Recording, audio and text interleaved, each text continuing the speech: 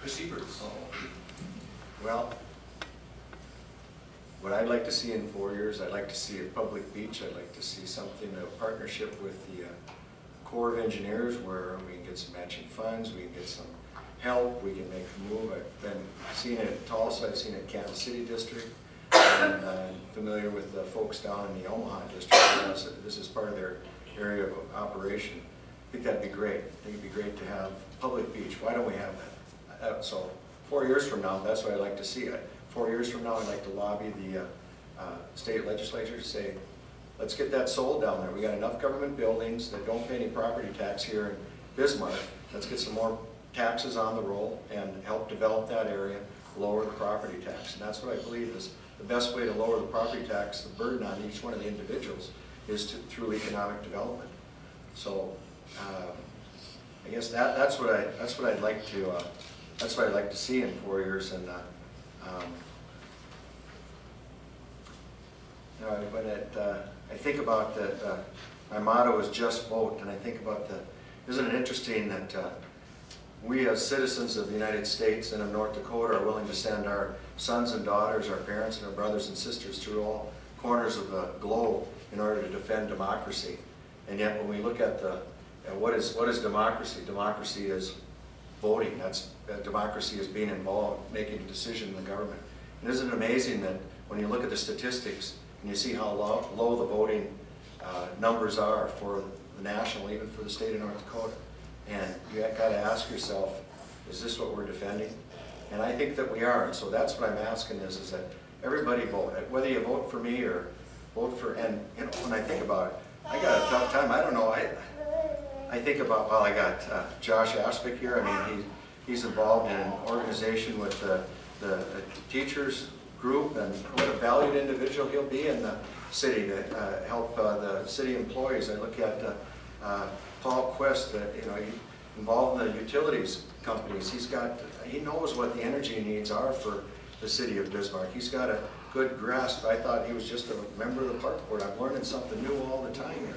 And of course Brenda, a realtor. I mean, those are the folks that help our tax base, maintaining our tax base, so we can have some money coming into the city. And of course Kurt Schmidt, he's not just a banker. I mean, he's involved in Intel operations. And I was just having a conversation with the city engineer the other day because they were talking about they have to send out all these letters whenever we do a special assessment. And think of all that energy that goes into putting those letters on. Why can't we just, by the requirement, by state law, why can't we put that in the newspaper and like we normally do, and then put a little blurb in there, check this website. My mother, who is 82 years old, she's got internet, she uses a computer. There's all kinds of people who do it. Just imagine all the energy that we would save, cost savings, moving technology forward. Kurt has got fantastic credibility and credentials, and Ms. Feldman, the mass communication and the youth. I mean, I'll tell you, that's where our future lies with our youth, and there's a guy that knows how to promote it. So, I don't know. I say, you know, I was going to stop you. Just that you were campaigning for everybody else. I'm telling you, I think we might have one more beer. I take cash. And also, it's all sincerity. I say, well, that's, you know, hey, just vote. So, by golly, I'm telling you right now, I got this little thing. When you see my sign, yeah, if you're going to vote, I'd sure like you to vote for me. But all the people that you see out there, and that you bump into them, come June 8th, just look at them and say, hey, who are you going to vote for? And if they don't, if they say, well, if they don't know what day it is, you tell them, it's on Tuesday, it's June 8th. Tell them to get out and vote. And remind them that people, I just got the job as the new commander of the VFW. When I think of all the hidden treasures and all the work that the soldiers of this community have done, it's unbelievable. And the only reason we do that is to support democracy. And what is democracy? Having an input in government and voting. So all I'm asking you is just vote. And this has been very enjoyable, and I've learned a lot. And I want to thank the fellow candidates. None of these folks are my opponents. When people ask me who am I running against, I'm not running against anybody. I'm running for the city of Bismarck. So thanks for the time. Thank you, Chris. Brenda, you get to follow that. All right. Do I have to say anything? It's all done. Anyway, I just want to say I am so excited to be in Bismarck right now. We have seen unprecedented growth. I mean, just look at what's happened in the last even 8 years with the Pinehurst addition and all the new shops and stores up there. Look at all the new banks that have come to town, the new businesses. Look at downtown. Like I said, that guy could have died on Friday and no one would have found him till Monday. Downtown's exciting and a wonderful place to be. Right now, Bismarck is on the radar across the country. There's opportunities out there and we don't want to miss them. We need to make sure that we're encouraging our chamber and working with the BMDA and the young professionals and the downtowners and all these exciting organizations that are all looking for new opportunities for to bring in new businesses to Bismarck. And bringing those new businesses in will bring some of our youth back and we'll be able to retain them if we can bring them some quality jobs. So I think it's really a very exciting time to be in Bismarck.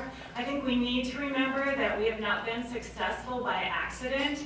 This has taken a lot of planning and hard work from a lot of individuals and a lot of vision for the future to get us to where we are now.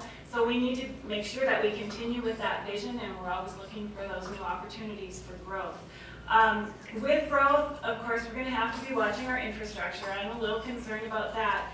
We need to make sure that our public utilities and our fire and our police have adequate funding and adequate support staff so that they can do the wonderful job that they're doing right now. I think that's very, very important. And fiscal responsibility. A lot of tax dollars just come into the city.